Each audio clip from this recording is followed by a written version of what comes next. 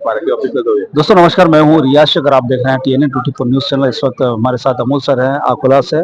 Sir, आज का जो सत्र था उसमें क्या मांगे रखी गई हैं? नहीं, आज का पहला दिन था सत्र में। सिर्फ अध्यादेश रखे गए और उसके बाद जो रेगुलर कामकाज रहता वही हुआ।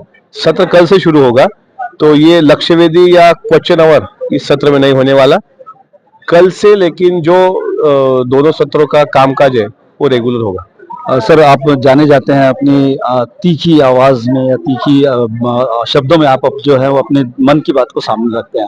मैं एक सवाल ये पूछूंगा कि जो जिस तरह से ईवीएम का विरोध हो रहा है, चल रहा है अभी इलेक्शन के बाद में, क्या कहना चाहते हैं अभी ईवीएम के? देखिए, कहावत है हिंदी में, गिरे भी तो टांग ऊपर। ये जो विपक्ष वाले लोग हैं, लोकसभा में जब लोगों ने उनको चुन के दिया तो यही लोग आके कह रहे थे कि लोकशाही का विजय हुआ, और विधानसभा में जिस तरीके से इनको फटका बैठा, यानी उनको मार मिली, तो वो अब पूरा पराभव ढकेल रहे हैं ईवीएम पर।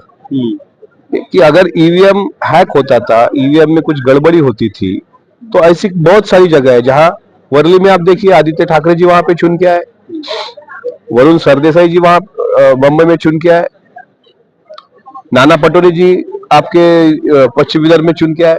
यहाँ पे ईवीएम नहीं थी क्या?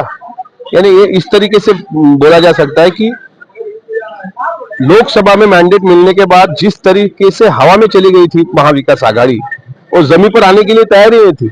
उनको लगा था कि इतना बलाबल हमें मिला तो हम एक हाथ से, कांग्रेस वालों ने तो नाम भी चयन करके रखा था कि सीएम बनेंगे बाला साहब थोराट, और ताजलैंड, ओबेरॉय, ये होटल भी बम्बई की बुक की हुई थी। अगर शपथ विधि कल के जैसा नागपुर में गिरता था तो रेडिसन जैसे होटल भी वो बुक कर चुके होते, फ्लाइट भी बुक करवाई थी। हवा में रहने वाले नेता हवा में चले गए। लेकिन जिस तरीके से लाडली बहन योजना इस गवर्नमेंट ने इम्प्लीमेंट की, जिस तरीके से किसानों का कर्जा माफ किया, ये सभी लोगों को अपील हुआ, और उसका परिणाम ये हुआ कि 20% जो टक्का बढ़ गया, परसेंटेज बढ़ गया वोटिंग का, उसकी बदौलत फिर से महायुति सत्ता में आई, वो पूरी ताकत से आई। और अब सब होने के बाद वो कबीर कहते हैं ना कि भाई अब पछताए हो तो क्या, चिड़िया चुग गई खेत। अब उनका खेत चिड़िया चुग चुकी है, तो अब पछताने से कोई फायदा नहीं, और ईवीएम पर दोष देना ये मूर्खपना का लक्षण है, ऐसा मैं समझता हूँ। देवेंद्र फडणवीस जी का एक लेख आया था, बयान आया था कि हिंदुत्व की वजह से भाजपा जो है वो जीत पाई। भारतीय जनता पार्टी का हिंदुत्व ही एजेंडा होगा, लेकिन राष्ट्रवादी कांग्रेस पार्टी महायुति का एक घटक पक्ष है, और उनका एजेंडा शिव शाहू फुले अम्बेडकर पुरोगामी एजेंडा हमारा रहा। हम सेक्युलर एजेंडा वाले, बटेंगे तो कटेंगे के नारे एक तरफ चल रहे थे, उसके खिलाफ पहली बात अजीत दादा ने कही थी कि बटेंगे और कटेंगे, ये संस्कृति हमारे महाराष्ट्र की नहीं है। हम अगर कॉन्स्टिट्यूशन के इस देश को मानते हैं तो we the people of India इस पे अमल होना चाहिए। हम सब भारत के नागरिक, भारत के लोग एक संघ थे, एक संघ है, एक संघ रहेंगे। ये राष्ट्रवादी की विचारधारा भी महायुति के साथ थी।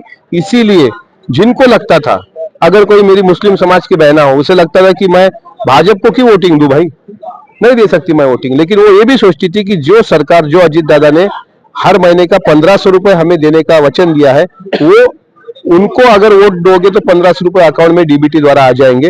लेकिन कहीं पे घड़ी का सिंबल नहीं था, तो वहां कमल को घड़ी समझकर लोगों ने वोटिंग किया। इसीलिए इस प्रकार महायुति में हिंदुत्व का एजेंडा चला। ये बात भारतीय जनता पार्टी के हिसाब से बराबर है, लेकिन राष्ट्रवादी कांग्रेस पार्टी जैसी पुरोगामी पार्टी भी उनके साथ थी। इसलिए जो कुछ भी बढ़ावा हुआ 20% में, उसका श्रेय राष्ट्रवादी कांग्रेस पार्टी को ही जाता है। बहुत बहुत धन्यवाद TNN से बात करने के लिए। दोस्तों, ये तो कटेंगे वाली जो बात अभी अमोल सर ने कहा है कि उससे जो है कोई फर्क नहीं पड़ता, क्योंकि हिंदुत्ववादी की बात अगर किया था तो नए जो मुख्यमंत्री है महाराष्ट्र के देवेंद्र फडणवीस ने अपने लेख में ये कहा था कि हिंदुत्व की वजह से बीजेपी पार्टी जो है विजय हो पाई। बने रहिए मेरे साथ और देखते रहिए TNN24 न्यूज और हमारी चौपाल। लगातार शेयर करें और सब्सक्राइब करें चैनल को TNN24 न्यूज। जय।